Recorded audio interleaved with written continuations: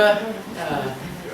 Alex today, very pleased to just talk a little bit about what has motivated a group of us, or mostly the residents of Cornwallis, to tackle pest control.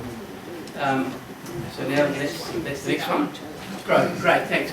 Look, what I'm about to describe is a program that started about 3 or 4 years ago when James Russell from the university, with a few others, they found that there was some grey-faced petrels at the end of the peninsula, and I think if you can see the end of the peninsula from here, and it was described as a wreck, where the grey-faced petrels were located. And that kind of galvanised, that was the beginning of what essentially is a program that's carried on since then until now. So I just want to quickly run through what was the motivation. Firstly, in 1968, the Auckland City Council undertook a pretty brave process of eliminating all the batches in Cornwallis, and it took 2 or 3 years of court cases and so on until finally, in the early 1970s, I wasn't here at the time, but many in the room here, some in the room here will be, where all the lease land, the batches have been removed. Unfortunately, much of the peninsula has been covered in now senescent radiata, and you can still see the remains of the scars of the Cornwallis farm that was farmed until the 1920s.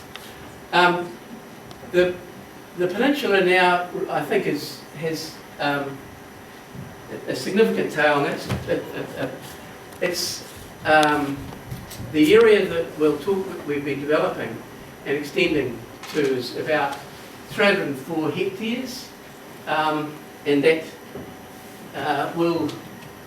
covers essentially from the end of the peninsula through to the main Huia Road, and will cover also Kakamatua. So we started basically at the end. These are the heat maps of kills that we've had, and this is to the July 2018, 19 and 20. I'll just run through the next 3 years, and you can see a lot of activity there with very close to where the petrel colony was. So there was a significant hit there where, for example, we caught about 16 mustelids on the peninsula at that time. If you take it forward another, we had 209 traps. We increased that to 375 traps. This area here was still dominant. We moved along the beach area. This was a progressive process. We didn't really particularly have a strategy. We essentially just started, and we just kept moving along the peninsula. So in 2019 we had 375 traps and then basically this year we've now extended to almost the full area of the peninsula now. You'll see a significant area of kills here, and that's largely because we're getting invasions of rats. In fact, it's great in real time.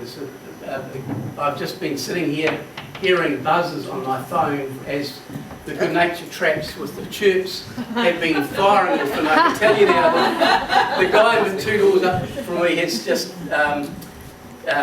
counted 15 rats hits just while we were here this morning, and a stoat has just been caught, a large male stoat just down there as well.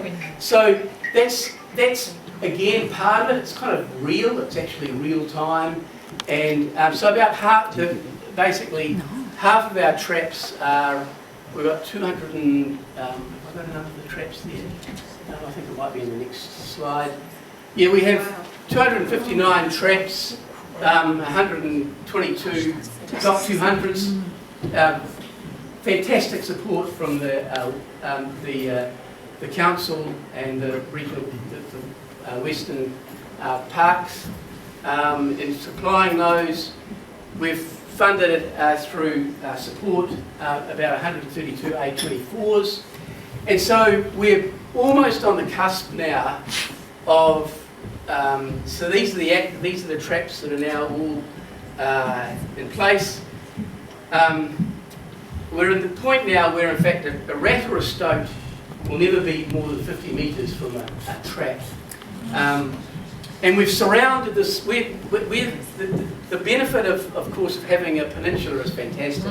It's a natural, and fortunately, we're much smaller than the described earlier further north.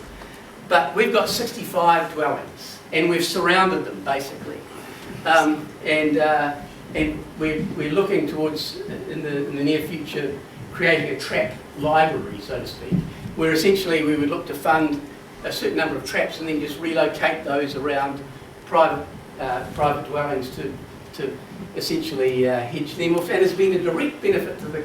It's another thing that draws the community in, because in fact they're getting fewer rats actually in their in their dwellings. And so in a way we're at the point now where essentially we'll close off the flank here to the east, which and intending to extend by the end of the year, hopefully, depending a little bit on resourcing, to cover Kakamatua as well.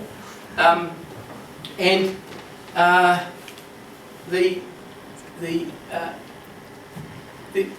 interesting thing is too, this is an area where there's only about 2 or 3 dog areas where people can run their dogs or beaches. Cornwallis is one of them, and Kakamatua, and I think there might be somewhere else. So we've got this kind of conflict between working with dog owners and trying to also tackle. So it's kind of been an interesting. In fact, we did initially start putting poison further along the beach, but in fact the dog owners didn't like that, and we respected that. But at the end of the peninsula here, we've got about 100 bait stations, and you can see from that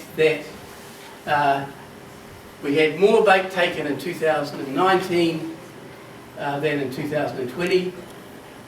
That's 2020, but you can still see the rats know where the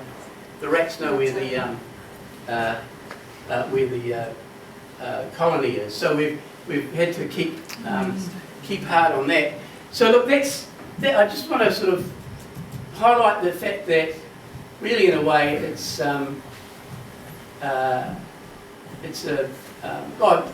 the reason we want to go to Kakamatua is that in fact there's a kauri moth that peculiarly is in the Kakamatua wetland area and nowhere else, and other than way further up with the kauri. So there's sort of little enigmatic, kind of peculiar little aspects of this area that just kind of keep the community motivated. So in a way, about of the 60 odd dwellings, about half of those, 30 or so, would be active in actually monitoring and supporting the program. Awesome, Alex. Good. But we go. There you go.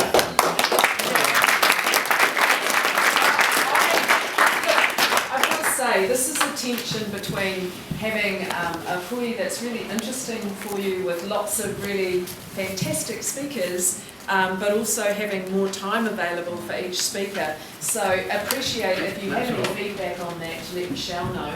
But I really enjoyed that. That was really awesome. How many petrel burrows have you got? Yeah, 2 questions. We measured last year about 25, okay. James. We think it's, having just recently visited, there's a lot more guano around. We think there's probably up ahead of that now. And it's great because they're actually also moving down towards the Rangi and so on as well. So we're getting more of that Any more questions? Yes, great. Yeah.